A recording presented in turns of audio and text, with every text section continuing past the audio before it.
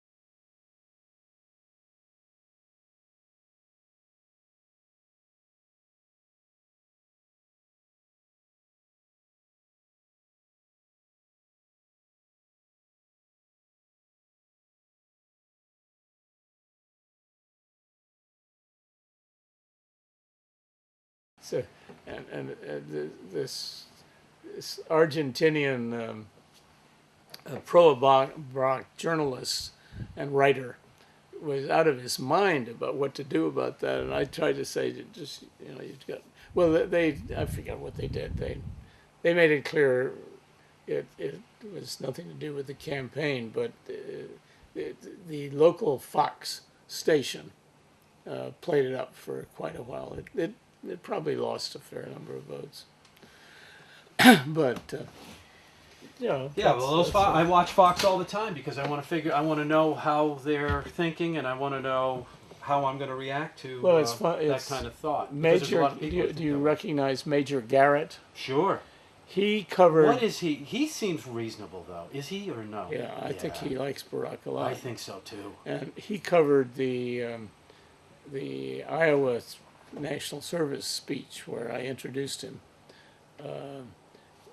Better than any of the other networks covered that. It was viewed as a major talk in the primary there, and he. No, but it's okay. I'm just okay. I gotta go though. And he. Pick up my son in 10 minutes. Pick out your son. Yeah, he used a lot of the speech, used a little bit of my introduction, and then he interviewed me afterwards, and he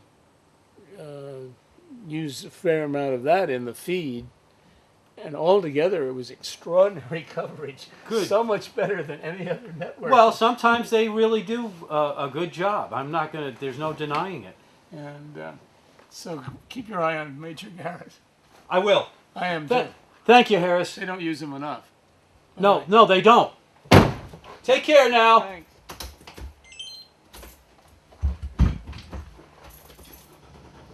I'm going to be coming. One of the things that I do, it's not just on you the whole time. I'll be coming back. I might even come back later. And what I do is I retrace the tracks, but I shoot out the window. So you go back and forth, so it looks nice to look at.